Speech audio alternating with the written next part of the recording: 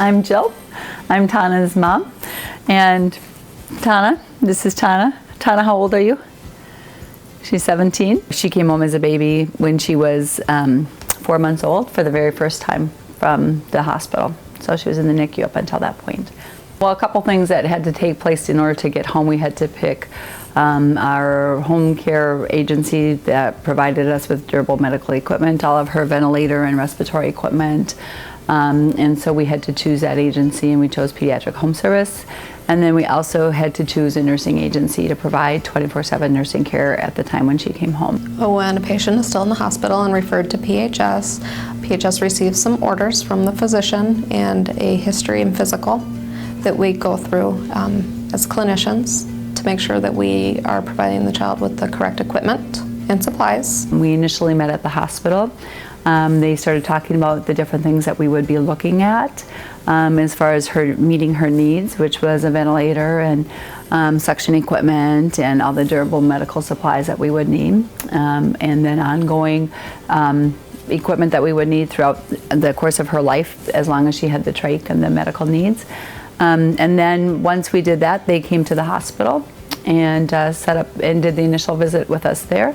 From there, we started making plans to go home. Generally speaking, the more complex the patient is, the more complex the discharge process will be. Less complicated patients can be discharged by a physician without the need for a care coordinator or a discharge planner.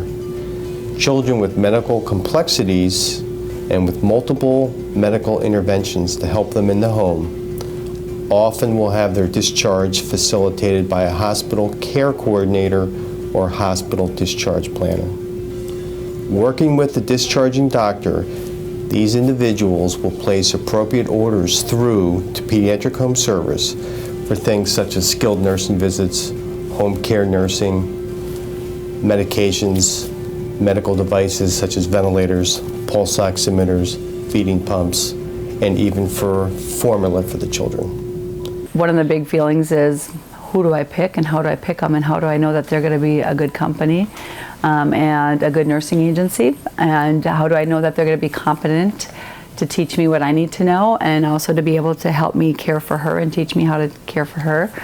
I'm a nurse, but all of a sudden I had a baby that was trached and vented and had very many complex medical needs, and to be honest, I was scared to death. I'm like, I've never taken care of somebody this complex, and I didn't know if I was qualified. When we were looking for agencies to help bring her home, I was looking for who's going to help me meet my needs so that I can feel competent to take care of her. In helping to prepare our home before we brought her home, respiratory therapists came out to the home. They started talking to me about what kind of equipment we're going to need, where we're going to set her up, just physically, her room.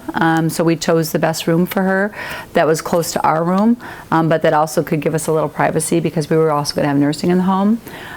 They started talking about the amount of durable medical equipment that we need just for her daily needs, for G-tube feedings and cathing needs, and her vent equipment, and all of that type of equipment that we were going to need. And then we started thinking about, well, how are we going to set up this room so that it's going to be functional, but yet it's going to be a room set up for her. And that's what we've tried to do all the way through her life, is we've tried to make sure that her room is a room that's a kid's room, yet be functional with all the equipment. If I was to come home with her by myself at that point, no. I can tell you that I cried all the way home the first day I brought her home. We had a nurse with us in the car, and I cried all the way home because I was scared to death. And that's the reality of bringing a very medically complex child home. Did I have the support I needed to be able to bring her home and to do ongoing training for me and my husband and my family once we brought her home? Absolutely. So I'll never forget the day we brought her home for the very first time. And actually, when I talk about the tears, I was scared to death and I cried all the way home.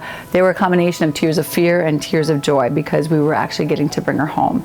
I don't think that there's anything that can ever explain what it's like to be in the hospital with your child for 4 months, watch them go through many surgeries, get trached, get a G-tube, have a shunt replaced, have her myelomeningeal seal closed.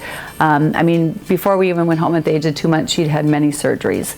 So to be able to finally be able to bring her home and be a complete and whole family at home was something that it can't even be described. It's just, it was pure joy.